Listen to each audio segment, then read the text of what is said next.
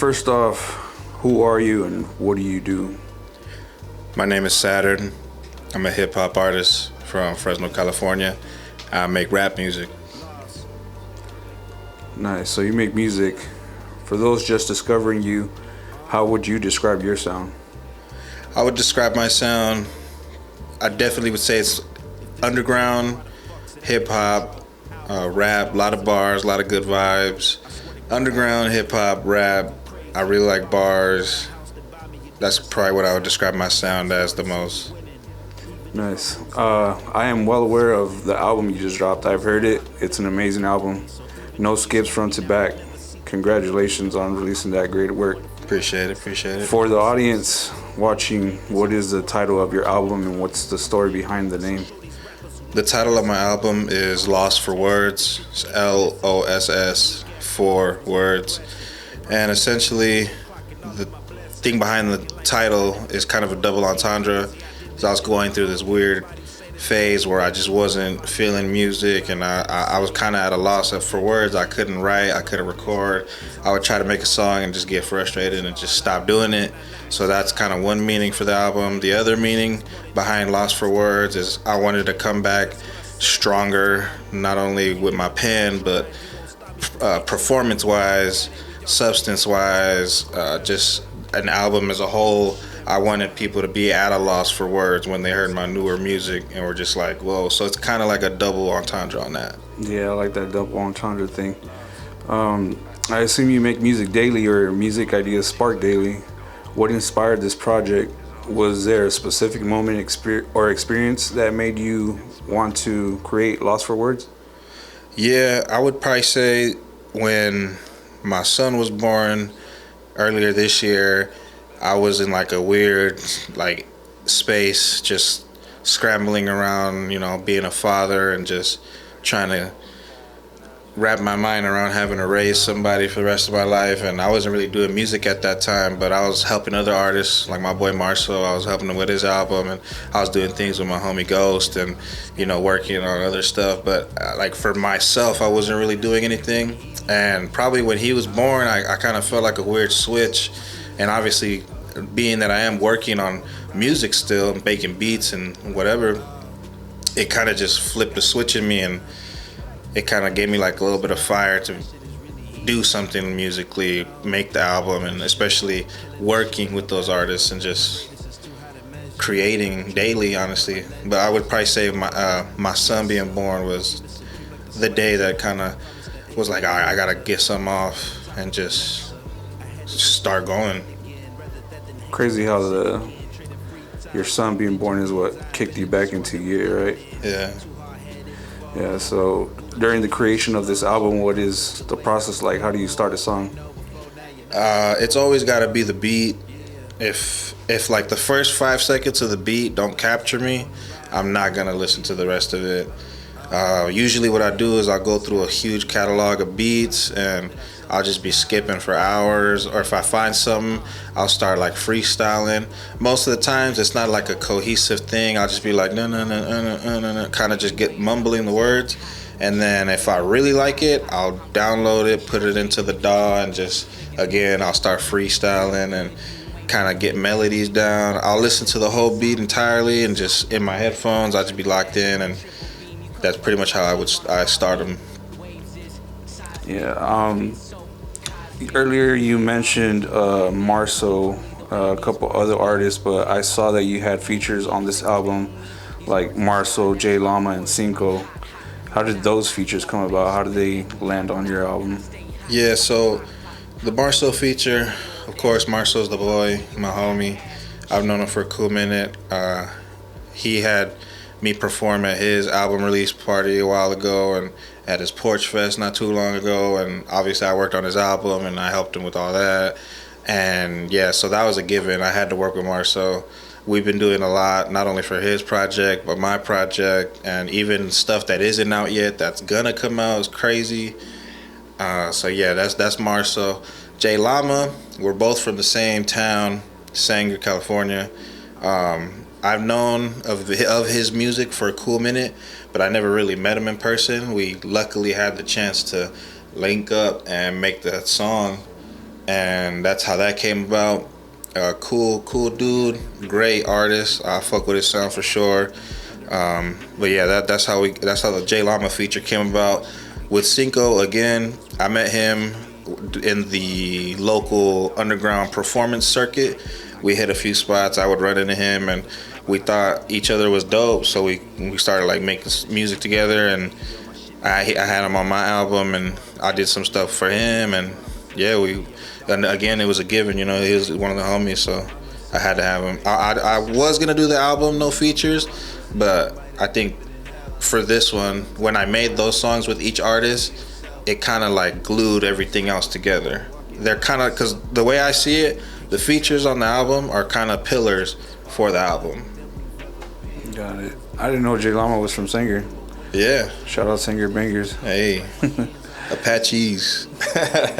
Any of those guys or anybody else in particular help out with the making of this album? I mean, besides, doing their features and their verses, a majority of it was just me. I kind of work reclusively, and I'm locked in the room, and it's just me recording unless people come through and record here. But for the most part, I wouldn't say they didn't like contribute or nothing. Obviously, they did their verses, but beyond that, it was mostly just me. Nice. What are some of the core themes you explore on this album, or what kind of message were you trying to put out there?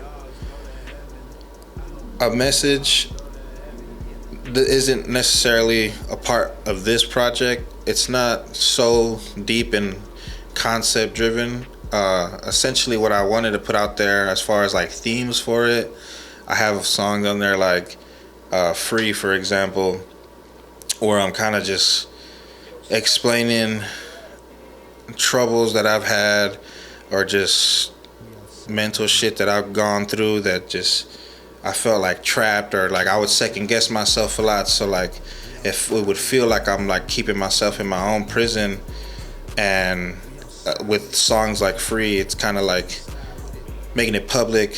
I'm sure people will connect with it, and it's kind of just a little therapeutic in a way.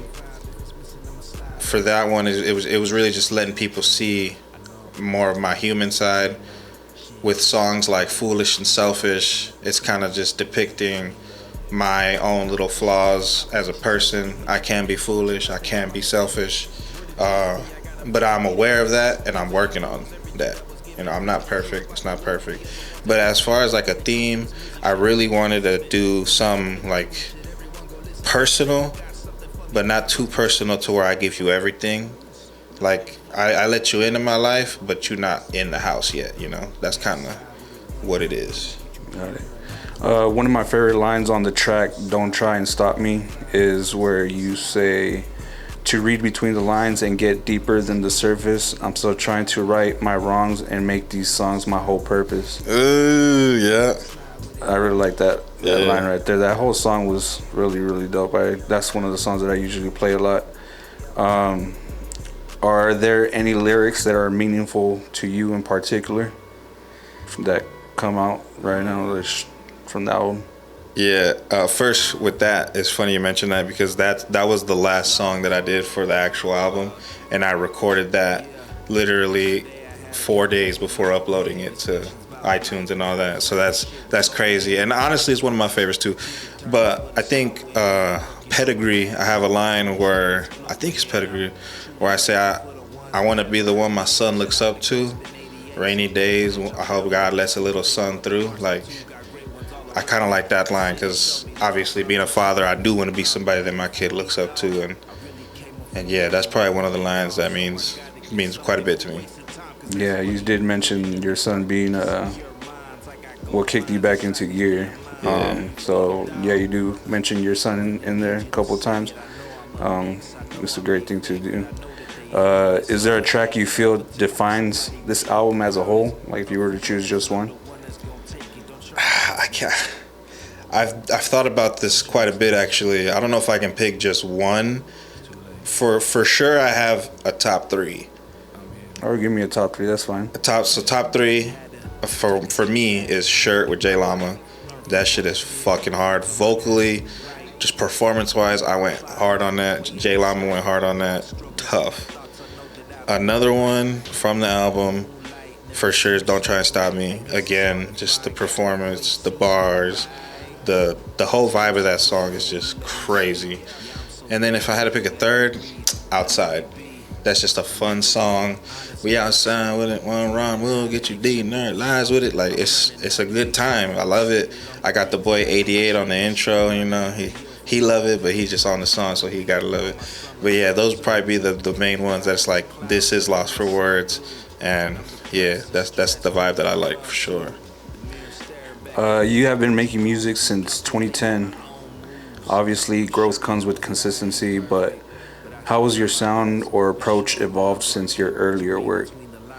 Man, I mean, I started off on Audacity, free program, you know, on a USB Blue Yeti mic. You know, it wasn't the best, but we made it work back then, to FL Studio and Logic nowadays with better mics, and just, I think just the need to want to get better and sound better kind of drove me to not only upgrade my equipment, but learn how to engineer, learn how to produce, learn how to layer vocals, learn how to do all these things behind the scenes that a lot of people don't do. But I feel like as an artist today, you gotta do that shit. So that's for sure why, or I forgot the question, but yeah. No, so pretty much your production just kept evolving over time. Listening to this album, it's hard to think you come across challenges production-wise. Were there any personal challenges or breakthroughs during the making of this album? Yeah, I had pretty bad writer's block. I don't know what it is. It's just, if I go too long without recording or writing, getting back into it is really hard. But when I have it, it's there. I'm doing 5 songs a day or ideas a day, whatever. But like, I was going through really bad writer's block. I randomly, I think when Marcel's album came out, I had a little hype in me, because I'm on the album, I think like 2 times, and I had a little fire ignite in me. So like for like 2 weeks, I did a majority of the album, and yeah, like I said, like the last 4 days before upload, I did like the last 2 songs, and that would probably be the breakthrough, because I was able to really finish it, meet the deadline, and everything came out good. Like, it really fell together pretty well. So you would say that your team keeps you motivated. I know there's a line somewhere, some song that you did mention, being blessed with the team that you got. Yeah, for sure. Obviously, before them, I was doing a lot of this shit by myself, which is why to this day I still kind of do everything alone. It is nice to have, 88, Ghost, Marcel, all the homies that I've met on this like journey of knowing them and just being out in the city. But yeah, for sure, man, like it's more fun too. Like, doing music by yourself is cool, but doing music and then having your homie be like, this is fire, is way better, in my opinion. You get instant feedback. Yeah, like I didn't have that before, so I would just sit with stuff for years, like I didn't put nothing out. And now having someone that gets back to me and is like, this is done, drop it, is good. I love that. So yeah, for sure. When people listen to this album, how do you hope people feel when they listen?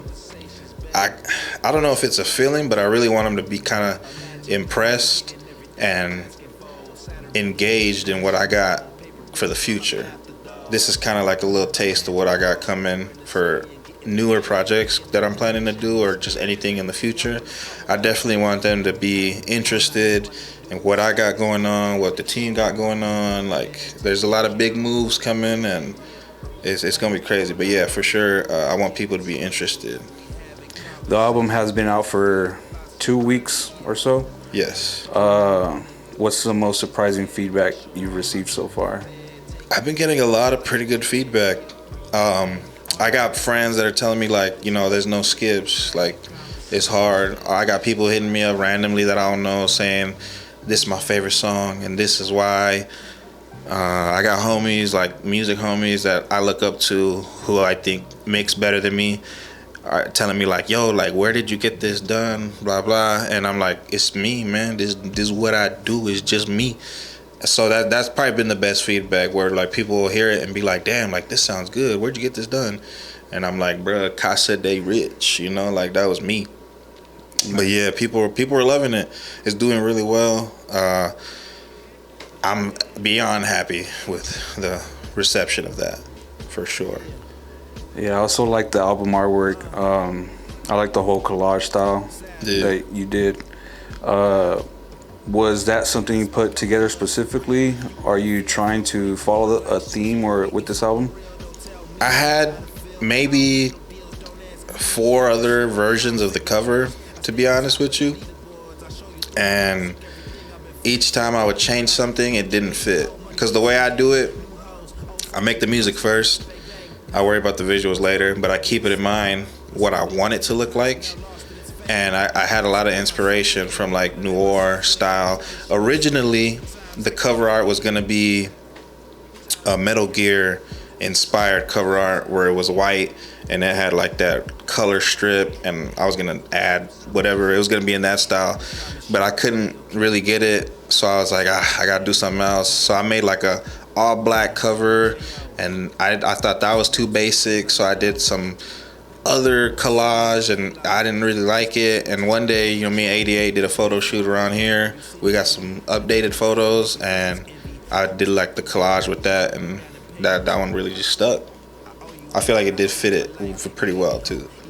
Nice. I think if you were to release a physical album, some of those photos would have ended up on there, right? Yeah, that would be tough too. Like I definitely one day want to have like vinyls of my albums. That'd be tight. Yeah. I know you work closely with 88, the sponsor of this video.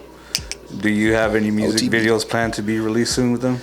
Yes, we have a lot. There's so much. I can't even name them all right now. We don't have enough time, but I got music videos for me. We got music videos for the team. Besides all the other content that we're gonna be doing in between, like it's a lot. Just be ready. I know you're on your phone already, but it's a lot. We working. Trust. How involved are you in the visual direction of the project or any of your work? Do you solely do it on your own, or you come up with ideas with 88? I try to do ideas, but at the same time, 88's been doing it for a long time. He knows what he's doing, and I kind of do trust that he can capture the feel of the song. Because not only does he do the visuals, but he used to also do music, so he kind of can picture by listening to the song kind of the vibe we're going for, and that's kind of what I like. Plus, the quality of his stuff has always been pretty good. That was one of the things that kind of attracted me to his work. And yeah, I kind of do just trust him. Like I come with him with ideas, and he'll elevate them beyond what I could expect or even come up with. Like I'm learning lingo that I didn't even know existed with camera talk and things like that. So yeah, I definitely trust 88 for sure. All right, I want to be a little optimistic. If you could put this album in the hands of 3 different people, artists, producers, executives, whatever, whoever, who would they be? Damn, that's a good ass question. For sure, Rick Rubin. I feel like he would have the best advice. Probably change my life type shit. Locally, probably like Fashawn, just because I grew up listening to his music. Production-wise, The Alchemist. I fucking love The Alchemist shit. I actually rapped on one of his instrumentals for Wartime. Check it out if you haven't yet. But yeah, those probably be like the top 3 that I would give it to if I could. I can hear it in your songs. Your potential is high. Still on the topic of optimism, where do you see yourself this time next year? This time next year, I will have put out 2 more projects for sure. I hope to be performing. I really want to perform more, do more shows, even if it's just to pop up for songs that I'm featured on. I want to really be more tapped into the nightlife here, the performance culture, the music, the art, the visual, photo, anything creatively. I just want to be creating music and being happy. Well, I want to thank you in sitting down with me today and answering my questions. We here at Voxu Visio are a big fan of your work. We hope you reach every milestone in your future. But for now, where can everybody go look for your album and take a listen? You can find me pretty much anywhere music is heard. My name is Sadern, Sadern, Loss for Words, LOSS for Words. And yeah, anywhere you stream, Spotify, Apple, Amazon, Deezer, you can look me up. I think I'm pretty much the only one that has that name, so that's kind of lucky. YouTube, Saturn, yeah, pretty much anywhere you find music, Instagram, all that. Nice. Well, we got to keep running those numbers up if we want to get it in the hands of Rick Rubin and Hey, yeah, get some beats from Alchemist personally. yeah, for sure. Actually, I'm gonna hit him up after this. All right. Well, thank you, and till the next interview. Yeah, of course. Thanks for having me. This was dope. All right. Good.